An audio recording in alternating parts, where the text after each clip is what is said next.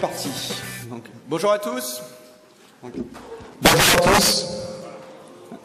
Attends, j'ai rien entendu. Bonjour à tous. Ah, merci. Vous allez voir, je vais vous faire travailler ce matin. La nuit a été courte, le repas est excellent, comme le vin est excellent à Bordeaux. Je peux vous confirmer. Donc, c'est en tout cas avec un grand plaisir que je suis devant vous ce matin. Bordeaux, c'est ma ville de cœur, donc faire une ouverture de conf à Bordeaux, c'est un truc qu'on n'imagine pas vraiment faire un jour. Voilà. Donc je m'appelle Nicolas Martignol, je suis freelance indépendant depuis pas mal d'années. Je suis aussi organisateur de Devox France, le trésorier du Paris Jug, auteur du blog Le Touilleur Express. Et voilà. Donc ce matin, on va passer 20 minutes à peu près ensemble. On va parler de vin. On va pas parler de programmation, ou pas beaucoup, vous allez voir. Le titre de la conférence, c'est le développeur AOC. Et je vais traiter en fait 3-4 sujets aujourd'hui. L'idée étant de s'interroger sur notre métier, mais surtout de s'interroger sur ce que l'on fait comme développeur. Quelles sont les traces que l'on laisse derrière nous? Est-ce que notre métier, c'est juste créer des applications, générer des logs? Ou est-ce que c'est un petit peu comme un très très bon œnologue, un très bon vigneron, créer des bonnes bouteilles qu'on pourra ouvrir dans 10 ou 15 ans? Et donc on va faire le parallèle entre ce qui est vin, parce qu'on est à Bordeaux, et notre métier de développeur. Pour commencer, je voudrais que vous mettiez tous debout, s'il vous plaît. Tout le monde debout. Allez. Hop. Voilà, tout le monde est debout? Ok. Je voudrais que les personnes qui ont du code en production, qui sont créateurs de projets open source, les personnes qui codent et qui ont donc des personnes qui en ce moment utilisent leur code, restent debout. Les autres personnes, vous pouvez vous asseoir. Allez-y. Ok. Donc qui a du code en production? Ok. Donc vous avez tous du code en production et vous êtes debout. Ok. Je voudrais que ceux qui ont du code en prod depuis plus d'un an restent debout. Et si vous avez fait par exemple un stage et puis votre projet n'est pas en ligne, ou le client n'utilise pas votre projet, ou la société pour laquelle vous avez travaillé n'utilise pas votre projet, vous pouvez vous asseoir. Donc plus d'un an, vous restez debout, les autres, vous pouvez vous asseoir. Allez-y. Ok, pas mal. On va faire pareil pour plus de 3 ans. Est-ce qu'aujourd'hui vous avez du code qui a plus de 3 ans qui est en production? Il y en a qui commencent à réfléchir devant là. Plus de 5 ans. 6 ans, voilà, donc plus de 6 ans. Donc les gens qui sont debout ont du code en production ou sont contributeurs d'un projet open source depuis plus de 6 ans. On est d'accord, hein? 6 ans, voilà. David se relève. 8 ans, allez-y. Est-ce qu'il y a des gens qui ont, dans cette salle, du code en prod depuis plus de 10 ans? Et qui entendent parce que je... Oui, il y en a un ou deux là-bas. Merci pour vous asseoir, merci beaucoup. Vous trouvez pas que ça fait quand même un peu bizarre dans notre métier d'informaticien de se dire finalement ce qu'on fait, et après on va en discuter pour voir si c'est une bonne idée ou pas, ce que l'on fait finalement, est-ce que ça perdure longtemps après nous? Et 10 ans, c'est pas grand-chose. 10 ans, moi je travaille depuis 97, et aujourd'hui je sais qu'il y a je pense pas que moi personnellement j'ai du code qui est plus de 10 ans qui soit encore aujourd'hui en production. Un site internet, une application et tout ça. Et j'ai beaucoup plus de code qui a finalement à moins d'un an qui aujourd'hui est en production. Il y a 10 minutes, j'étais en train de redémarrer une machine qui était plantée et on vit ça, mais on vit pas avec des applications finalement qui sont assez anciennes. C'est plutôt minoritaire. Donc ça va nous amener à penser et à envisager un petit peu le métier de développeur d'une façon un petit peu particulière, et je vais peut-être un petit peu vous provoquer, mais c'est aussi un peu l'idée d'une keynote, c'est de réfléchir un petit peu sur la façon dont on travaille et réfléchir aussi finalement à ce qu'on produit. D'accord? Donc, on va parler de quoi aujourd'hui? On va parler de legacy. Legacy. Alors, en faisant un gros jeu de mots, j'aurais pu mettre legacy, mais bon, j'ai dit non quand même, on va parler de legacy. Les questions que je me pose et que je voudrais partager avec vous, je pense pas apporter beaucoup de réponses. Je vais surtout en fait essayer de proposer quelques questions et on va voir un petit peu vers quoi ça va nous emmener tout ça. est-il possible d'écrire du code qui dure? Alors qu'est-ce que ça veut dire du code qui dure? Si on réfléchit au vin, en fait, le vin continue à changer, même quand il est dans une bouteille, il est dans une cave, il continue à mûrir. Pourtant, on le met dans une cave où la température est constante, où il y a peu de lumière, et ce vin continue à mûrir, et après, passer une certaine date, il faut plus le consommer. Moi, je vois les salles serveurs un petit peu comme des caves à vin. Et j'ai une théorie qui est de dire, le code, c'est comme une bonne bouteille de Bordeaux. Il faut pas le laisser trop longtemps, il faut le consommer. Et il faut aussi le mettre à l'abri de la lumière, à l'abri des changements de température. Il y a aussi un conditionnement et un environnement qui fait que finalement votre application perdure. Et vous pourriez peut-être être plus nombreux dans 10 ans. Si on fait dans 10 ans les 10 ans de BDX.io et on refait une keynote, ça serait chouette qu'on soit plus nombreux à se dire il y a 10 ans, j'ai mis du code en prod et il est encore en prod aujourd'hui et ça fonctionne très bien. Et vous allez voir qu'en fait, on a des outils aujourd'hui, on arrive vers ce genre de choses. Et après, est-ce que c'est souhaitable ou pas? C'est vous qui répondrez à cette question. Donc finalement, qu'est-ce que c'est qu'une application legacy? Donc legacy, ça se traduit par héritage, je vais en parler juste après. Mais finalement, plus on vieillit en tant que développeur et plus on est amené à travailler sur des applications qui ont été écrites par d'autres personnes. Finalement, quand je regarde, moi je suis indépendant, quand je regarde mon boulot quotidien, on va dire que 80-90% des fois où je travaille avec des clients, j'interviens sur du code qui n'a pas été, j'interviens sur du code existant. Et donc la compétence d'un développeur, alors qu'on est assez focalisé sur l'idée que finalement notre métier c'est de créer. Moi, je confirme que ça c'est vrai, mais je vous dis aussi que votre métier, je parle peut-être un peu plus aux étudiants, ça sera aussi d'entretenir. On pense toujours au métier, je vais créer un nouveau logiciel, et on parle peu finalement du métier, je vais entretenir et contribuer dans une équipe, sur un projet, sur des produits, à des logiciels existants. Et la réalité, c'est que le jour où vous arrivez dans une entreprise, même quand vous êtes dans peut-être pas pour le cas d'une startup, mais le jour où vous arrivez dans une entreprise, chez un client, finalement, vous vous retrouvez souvent d'abord dans la position d'une personne qui va rentrer sur le projet, commencer à faire quelques petites fonctionnalités, mais c'est assez rare finalement que vous vous retrouverez à créer en partant de zéro un projet. Ça arrive, mais c'est pas si commun que ça. Et donc, gérer le patrimoine d'un code source, en fait, on s'aperçoit que c'est d'abord gérer le patrimoine d'un projet, d'une équipe. C'est pas un problème d'informaticien, c'est pas un problème de développeur, c'est pas un problème de web designer, de chef de projet, de méthode agile, c'est d'abord un problème d'équipe. Un client pour lequel je travaille en ce moment, typiquement, ils ont pas de problème pour vendre leur logiciel, ils ont un problème de ressources techniques, et on n'est pas en train de discuter, enfin on travaille pas ou très peu sur la partie code, et on travaille beaucoup plus sur la partie monter une équipe, faire du recrutement, et finalement remonter une équipe qui fonctionne, quoi. Et après, donc, je voudrais conclure à la fin, tout à l'heure, en vous parlant d'une vision un petit peu futuriste des outils et des pratiques, pour voir avec vous ce que vous en pensez, et puis vous laisser sur cette note-là. Alors, j'ai pas de repère de temps, je vais juste faire ça parce que comme je suis bavard, faut que je fasse attention à pas dépasser le temps. Ok. Super. Legacy, héritage. Héritage. Quelque chose que l'on vous donne suite à un décès. Ça, c'est pas super sympa. Moi, je vois pas trop les applications legacy et j'ai jamais tué quelqu'un pour prendre son boulot. Un souvenir, un fait marquant, un point dans l'histoire qui nous a marqué. C'est les traductions littérales, donc un héritage historique et tout ça. Et la troisième définition me plaît un petit peu plus, c'est une transmission, un patrimoine, génétique ou pas, des pratiques professionnelles, des traditions. Et finalement, legacy, qui est un mot anglais un peu fourre-tout, où on voit tout de suite une bonne grosse application J2E dans une banque à Paris, bah en fait non. Moi, le legacy, je vois plutôt ça finalement comme quelque chose que l'on fait tous lorsqu'on est développeur. On est tous amenés à travailler sur ce type d'application. Donc j'ai pris une belle photo de Bordeaux parce qu'il y a un patrimoine très important à Bordeaux. Et on voit bien qu'on a des traces aujourd'hui, quand on se balade dans Bordeaux, on a des traces visuelles qui nous rappellent qu'avant nous, il y avait d'autres personnes qui ont laissé un certain patrimoine. Est-ce qu'on peut dire la même chose d'un super POM XML en disant waouh, c'est super joli, le développeur Java il s'est vraiment lâché? Je pense pas.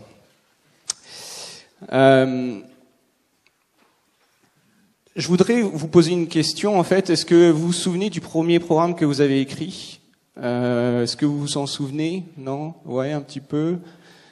Ouais, ça fait. Vous vous souvenez la première fois où vous tapez un bout de C, un bout de basique ou des choses comme ça? Ça, on a l'impression que c'est hier. Réfléchissez à combien de temps, en fait, même si vous avez 20, 25 ans. Ça fait pas mal de temps, en fait, déjà. Hein.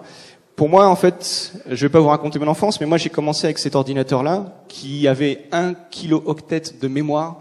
J'ai un iPhone qui a 16 gigas, qui coûtait en euros, on va dire, à peu près 400 € à l'époque, mais c'était beaucoup 400 €. Et en fait, on le branchait sur la télé et on pouvait faire pas grand-chose à part taper des commandes en basique. Et on avait l'impression que c'était génial, quoi. Et après, quand on voit ce qu'on arrive à faire. Hier soir, je suis descendu avec mon fils en avion pour le faire patienter. À 16 mois, il joue à Angry Birds, quoi. Donc, ça fait un peu bizarre quand on voit ça, quoi.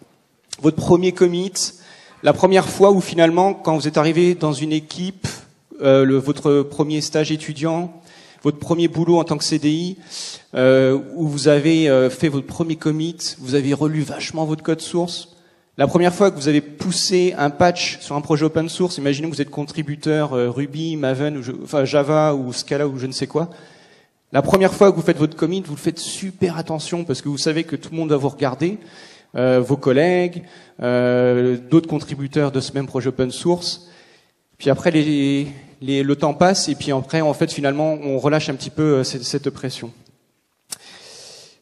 Donc, ce qui est intéressant, c'est que tous dans cette salle, on écrit du code. Tous au quotidien, on crée une forme de patrimoine de code. Et on ne sait pas vraiment si notre code va perdurer après notre mort. Est-ce que vous avez déjà posé cette question-là? Est-ce que ce gros patch bien cracra que j'ai fait dans Ruby, est-ce que mon fils, dans 30 ans, il va le retrouver ou pas, quoi? Est-ce que finalement, est-ce qu'on s'en fiche? Peut-être qu'on s'en fiche finalement. Finalement, il y a peut-être peut-être que notre métier, c'est simplement de faire du jetable. Et peut-être que notre métier, finalement, c'est pas d'essayer de faire quelque chose qui perdure après nous. C'est peut-être ça la réponse. Et donc, une des questions qui est intéressante, c'est du coup, comment fait-on pour faire une application legacy, une application qui reste dans le temps? Est-ce que quelqu'un connaît un livre où il y a marqué « Voici comment faire une application qui sera là encore dans 10 ans ». Il y a des livres qui ont tenté de répondre à cette question et il n'y a pas de réponse en fait. La question, quand on rentre chez un client et il vous montre fièrement, dans le domaine médical, un client me montre une application en Java 1.2 ou 1.3, je sais plus, en production, qui fait la gestion assez simple. Il en était très fier et je dis pourquoi vous voulez qu'on regarde et qu'on change quelque chose si finalement elle fonctionne, quoi. Il me dit oui, vous avez raison. Bon. Est-ce que c'était une application qui était parfaite à l'époque? Est-ce que c'est une application qui a coûté tellement cher et les gens ont tellement souffert que finalement on a vraiment plus envie d'y toucher aujourd'hui? Ça arrive. Il y a des équipes où la chef de projet est dépressive, les développeurs démissionnent tous, le projet fait tellement mal que finalement le truc est en prod et plus personne ne veut y toucher. Il y a aussi des projets open source qui arrivent sur des plateaux de maturité et qui ont de moins en moins de commits.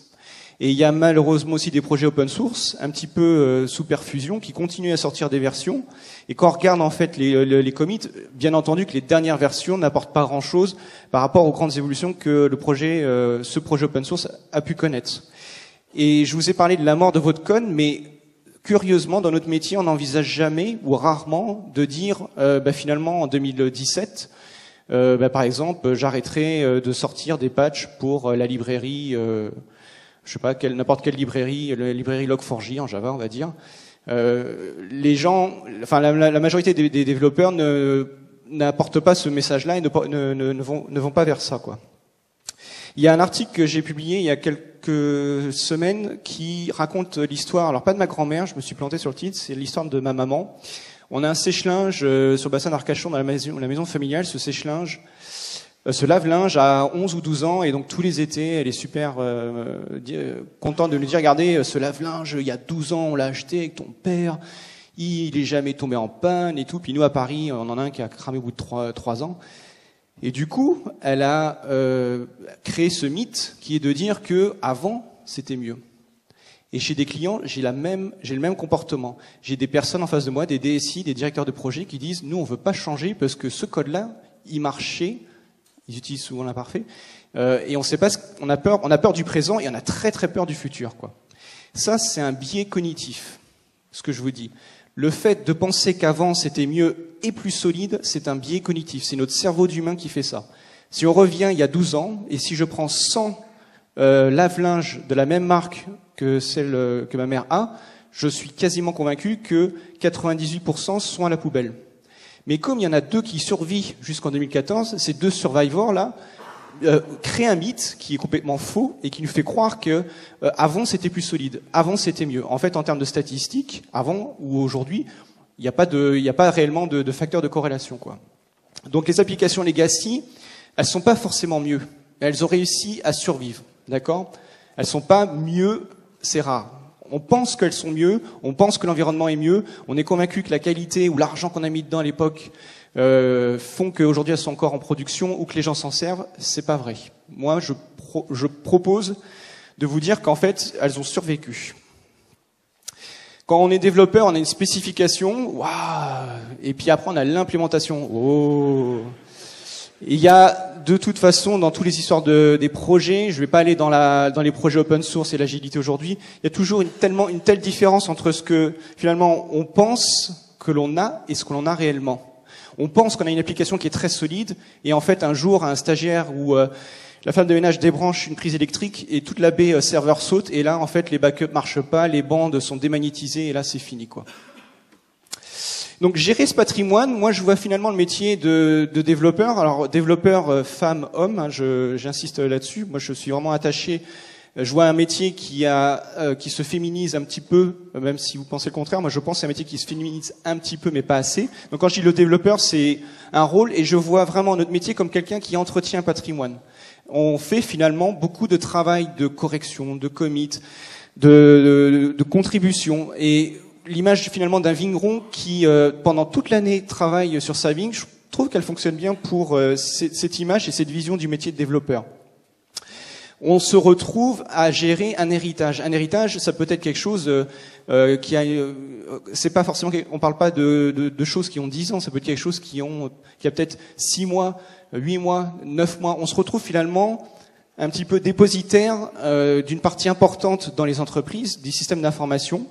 Les informaticiens, c'est quand même un métier qui est très très très particulier. Moi j'ai connu une petite époque, alors j'ai l'impression d'être super vieux en disant ça, où on pensait que les développeurs seraient remplacés par des outils d'usine logicielle, on mettrait des carrés, on cliquerait sur Generate Java Source Code, machin truc, et on pensait à un moment que finalement le métier de développeur est dégagé. Eh ben on est en 2014 et je peux vous affirmer une très bonne nouvelle, on est là et on va rester longtemps. On va rester longtemps. Et on peut continuer à être développeur. Moi, j'arrive tranquillement sur mes 39 ans. On peut continuer à être développeur et cumuler d'autres fonctions. Vous entendrez aussi, quand vous serez en entreprise, je parle peut-être plus pour les étudiants, la tentation au bout de 2-3 ans, c'est de lever le pied sur le code et puis de devenir chef d'équipe, chef de projet, tout ça. Et il y a des gens qui se révèlent dans ce rôle-là, mais il y a aussi des gens qui sont très mauvais gestionnaires d'équipe. Ils sont très bons développeurs. Et il faut pas suivre bêtement ce mouvement. On est une espèce particulière sur le marché du travail. On est des personnes qui avons la chance, en étant suffisamment formés, de faire un métier où la passion est très importante. Et deuxièmement, on est quand même relativement bien payé, il faut dire ce qu'il est. Et on est en France particulièrement en pénurie. On n'a pas assez d'informaticiens en France. Et ça va pas s'améliorer. Donc c'est plutôt une bonne nouvelle pour nous. Ça veut dire qu'on aura le choix, une position d'équilibre par rapport au monde du travail. Le souci, c'est que les gens avec qui vous travaillez n'ont pas cette vision-là de votre métier. Pour eux, le métier de développeur, c'est le gars qui cire les chaussures. Et on arrive aujourd'hui à faire prendre conscience de l'importance des équipes de développement. On se bat pour aussi défendre la qualité des développeurs. On explique qu'il vaut mieux 2 très bons développeurs que 20 personnes payées, certes, 10 euros en Ukraine ou en Pologne ou en Chine. On se défend aussi pour expliquer que la quantité et la qualité sont 2 choses complètement différentes. Et ça commence à fonctionner. Je vous assure qu'il y a des clients qui, justement, maintenant, en 2014, sont mûrs et le font. Sortir des clichés, pourquoi? Il y a un truc que j'ai remarqué, qui m'agace profondément, c'est qu'en fait, quand on se présente en tant que développeur, très souvent, on dit Nicolas Martignol, développeur Scala. Et point final. Et j'aime bien le framework Play. Waouh, super. Et souvent, quand nous, on se présente les uns les autres, on se définit par la technologie que l'on fait en ce moment, quoi. Et souvent aussi, on arrive à avoir rapidement des discussions. Et là, je vais vous chatouiller si je vous dis voilà, j'utilise Mac, moi je suis plutôt VI. Qu'est-ce que je voulais dire? Mac, VI, j'utilise IntelliJ et pas Eclipse. Enfin, on peut passer une soirée là-dessus. Un des trucs que je vous propose, c'est quand finalement vous parlez de votre métier, n'hésitez pas à dire que vous êtes développeur. Moi, souvent, je dis je suis développeur, je regarde la réaction des personnes en face, et après, je leur dis, je suis développeur, mais je suis aussi chef d'entreprise, directeur technique, blablabla, blablabla. Mais je suis d'abord développeur. Et souvent, développeur avec un t-shirt comme ça, les gens disent, waouh, il doit avoir 26 ans. Mais après, à la limite, ça vous donne tout de suite, ça vous confirme malheureusement parfois la vision que les gens ont. Mais sortir des clichés, je voudrais réussir vraiment à vous faire passer ce message-là. Dans votre vie de développeur, essayez de ne pas vous ancrer sur une technologie, essayez de ne pas être des Yalatola d'AngularJS et de parler que de ça, quoi. Essayez, certes, d'être engagé, déterminé, de parler de votre technologie, mais n'oubliez pas d'être ouvert, d'avancer. Si je m'étais arrêté simplement, je serais développeur Java, et je pense vraiment sincèrement pas que je serais devant vous sur scène, et deuxièmement que j'aurais eu tous ces trucs sympas qui me sont arrivés, quoi. Faire du JS, du Scala, en ce moment je fais du Ruby, ça fait du bien, quoi. Et c'est difficile en fait, parce que quand on est étudiant, on trouve une techno sympa, dans les premières années de sa vie sur son CV, on veut mettre tout de suite, je sais pas, développeur web, JS, front. Je veux pas faire de back, je veux pas faire de Node.js, je veux faire que du front. Ok, super, mais si vous faites ça, est-ce que vous vous voyez après 2-3 années plus tard dans cette même position? C'est l'anniversaire de quelqu'un. Bon, je vais avancer parce qu'il me reste plus beaucoup de... Ouais, j'avance. Donc, les idées dont j'ai parlé, c'est développer et entretenir un patrimoine.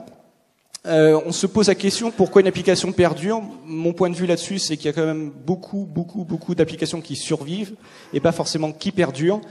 Je vois plus les applications en tant que telles, souvent, si on n'y touche pas, elles peuvent effectivement tourner pendant 10 ans. C'est plutôt l'environnement, les équipes, les projets, les moyens qu'on met dessus qui font que cette application s'arrête. Mais c'est vrai qu'en règle générale, les applications ne meurent pas toutes seules. C'est la grosse différence avec une bouteille de vin qui va en fait travailler et finalement se dégrader. On peut imaginer que dans un environnement stable, le code ne change pas tout seul, j'espère. Donc, anticiper la fin d'un projet, je parle aussi de projet open source. Anticiper finalement, quand vous démarrez un projet, pensez à sa durée de vie. L'exemple concret que j'ai, c'est des personnes avec lesquelles je travaille en ce moment. On est parti sur un super projet, on a un budget, et à un moment donné, on s'est dit, mais c'est pourquoi? Ah oui, c'est pour un salon professionnel qui a lieu que l'an prochain, et on ne sait pas s'il aura lieu l'année suivante. Et en fait, du coup, on a des moyens, mais on s'est mis en condition et dans un état d'esprit pour se dire, on fait au moins bien ce projet-là, mais peut-être qu'une fois que le salon sera passé, notre code, on l'éteindra, il servira à rien, quoi. C'est pas très évident de penser à la fin du projet. Mais croyez-moi, c'est intéressant, quoi. J'arrive à la fin de cette présentation. Mais donc, du coup... ok, d'accord. Toc, ok. Donc, et du coup, la question qu'on peut se poser, c'est comment faire finalement pour avoir des projets qui perdurent, et qu'est-ce qui arrive en 2014 qui fait que ça devient possible? Il y a trois thèmes qui m'intéressent. Le premier, c'est finalement le cloud computing. Moi, je vois assez ça comme finalement ces caves à vin là que vous voyez derrière moi. Ce cloud computing, finalement, nous apporte aujourd'hui des moyens qui ne coûtent rien, dérisoires, pour avoir des applications qui coûtent de moins en moins cher à maintenir. C'est quelque chose qu'il faut réellement utiliser en tant que développeur. Si je recrute une personne et finalement elle connaît pas trop Amazon AWS, elle a jamais joué avec Heroku, ou elle me regarde bizarrement quand je lui dis Google Compute Engine, je m'interroge, je me dis est-ce que cette personne-là, elle vit en 2014 ou pas, quoi. Le deuxième effet qui est très intéressant, il y a un sujet là-dessus aujourd'hui, C'est cette notion de container, un petit peu cette notion de standardisation. C'est ce qu'ont fait finalement les Anglais en demandant aux Français de leur faire des barriques de 130 litres. Quand vous divisez ces barriques, vous arrivez à une bouteille de 75 centilitres. Si nos bouteilles de Bordeaux font 75 centilitres, c'est à cause de nos copains les Anglais, qui voulaient en fait un certain volume dans leur unité de mesure, et les Français se sont adaptés. Et les containers, pour transporter les choses, c'est très bien. Donc renseignez-vous sur Docker, mais pas que. C'est une technologie qui est assez intéressante. Pour conclure, parce qu'il faut que j'avance, alors on code. Et on va s'arrêter sur cette partie-là. Je vais vous souhaiter une bonne journée et j'espère, par cette présentation sur le code Legacy, vous avoir un petit peu embarqué dans mon univers. Et puis je vous souhaite une bonne journée, quoi. Voilà. Merci.